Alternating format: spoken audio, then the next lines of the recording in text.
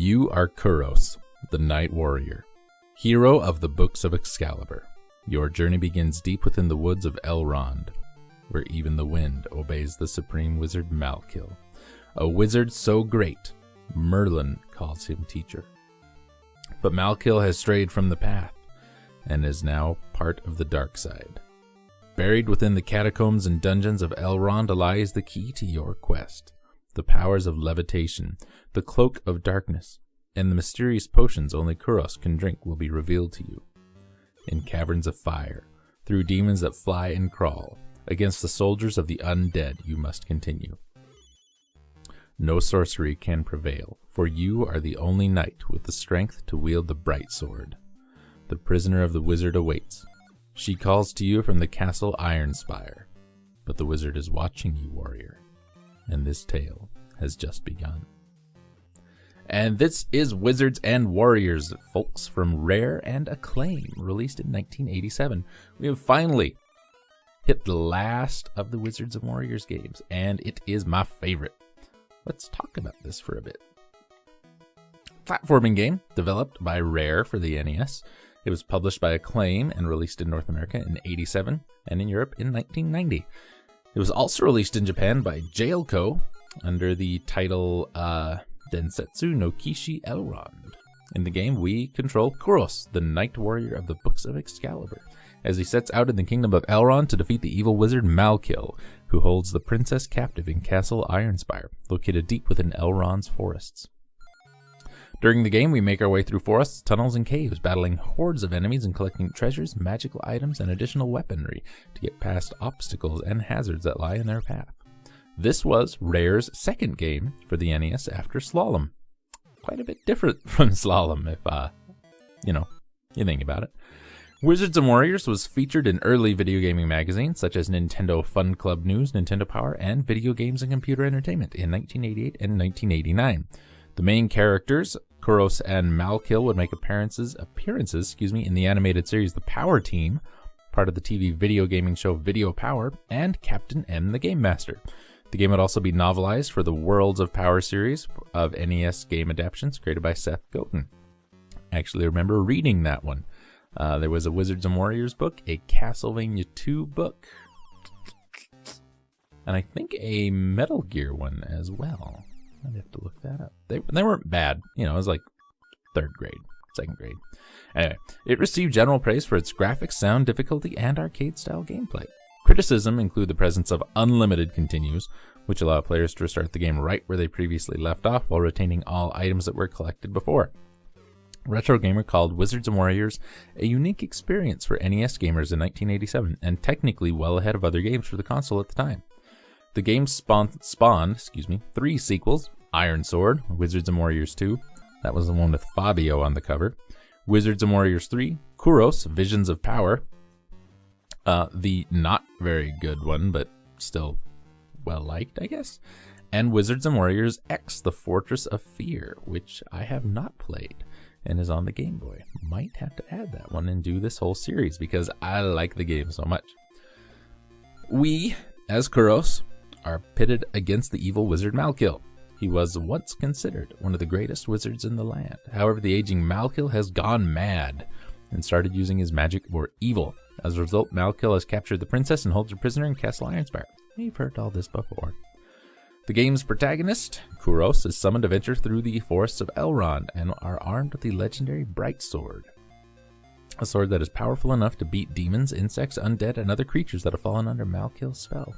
With the sword, we venture out through the forest, into caves, underground tunnels, and finally to the Castle Ironspire, where we must defeat Malkil and rescue the princess.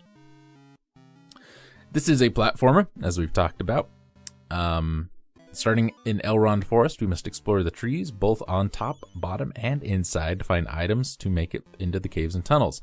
We start collecting various magic items and treasures by way of treasure chests, which require keys to open.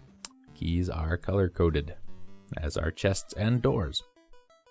We move horizontally and can crouch. We can attack enemies by using the Bright Sword or the weapons and magic. We can attack enemies in air or while standing by simply holding the sword in position. If an enemy touches the sword, it's probably gonna die. The objective of the game is to collect the various weapons and magics as well as gems along the way. We have to use the gems to bribe a guard who guards the exit to each level before we can get to a boss. If we don't have enough gems, we can't progress. At the end of each level, we do have a boss who has been empowered by Malkil's black magic. Bosses have an enemy's black magic power meter, which is labeled in big blue letters, evil, which decreases, that is our boss's health. Kuros has a life meter, which decreases as he sustains damage from enemies. Players lose a life when Kuros' life meter runs out, but upon restarting, you keep all the items you have obtained up to that point. The game ends when all 3 lives have been lost, but players have their choice to continue and restart at the level in which they lost their last life. Upon continuing, we keep all the items obtained up to that point, but their score goes back to 0. Along the way, we can replenish Kuros' life meter by collecting meat scattered throughout the levels. Along the way, we can pick up other items that will help along the way. Acorns, torches, and treasure chests contains objects for us to collect. Some weapons and magic items are replaced by one that the player collects later, but others remain throughout the course of the game. Items include the Boots of Force, which can kick open chests, and this says doors, but I don't remember it working on doors. Magical potions, which grant invulnerability, extra speed, or extra jumping ability. Gems to bribe the guard at the end of the level. A shield to protect from projectile attacks. The Potion of Levitation, which allows Kuros to float upward. The Dagger of Throwing and the Battle Axe of Agor, which are thrown and return like boomerangs. The Feather of Featherfall, which slows your falling speed. The Wand of Wonder and Staff of Power, which shoot out balls of ice and fire. The Cloak of Darkness, which makes you invisible to enemies. The Boots of Lava Walk, which allow you to walk on lava. There are Exploding Eggs, which destroy all enemies on screen. And Clocks, which stop all enemy movement for a brief period of time. Knife and axe upgrades, and an item simply called a horn, which had many players confused as it appears to be useless, but its purpose is actually to reveal hidden doors to gem caves in some places. Other valuable treasures increase the player's score and include coins, orbs, chalices, and entire hordes of treasure. Rescuing the damsels at the end of each level also increases your score. Wizards and Warriors received scant coverage from modern video game websites. Games Radar named the opening theme as Game Music of the Day, noting that the theme suggests from the moment you turn on the game that knights, wizards, goblins, and who knows what else are about to collide in a battle so epic it's destined for a Fritzella painting? If you want to go that far. J.C. Fletcher from Joystick called it a simple action platformer about a guy in thick armor who kicks open treasure chests in order to bribe knights. He also notes the variety of good and bad items, such as the Staff of Power, which inflicts much damage to enemies, and conversely the Cloak of Darkness, which he says makes Kuros invisible to you, but not to enemies. He said that the game has an arcade feel with unlimited continues, a high score list, name entry for high scores, and good music. Wizards and Warriors was ported as a standalone handheld by Acclaim in 1989 as part of a series of handheld ports by the company, which also included WWF WrestleMania Challenge, Knight Rider, 1943, The Battle of Midway, and Rocky. Kuros and his nemesis Malkil were featured along with the titular characters from Quirk and Bigfoot, Tyrone from Arch Rivals, and characters from Narc in the 1990 animated series Power Team, part of the video game review show Video Power. And Malkil appeared in an episode of Captain and the Game Master called Nightmare on Mother Brain Street, where the world of the game was referred to as Excalibur, not Elrond. Oh, shucks. This was one of my first Let's Plays.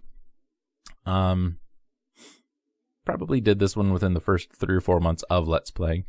One of those games I played a lot as a kid and was never really able to beat it. I remember spending an entire Saturday afternoon, which with unlimited continues, you'd think you could do that. But some of these levels are hard and your health drains pretty quick. To that end, though, I have always enjoyed this game. I think the music is phenomenal. I think the graphics are great. Challenge is good. Just overall, a very nice, solid, fun game. Plus, the mini bosses did a medley of the music, which came out really, really nice.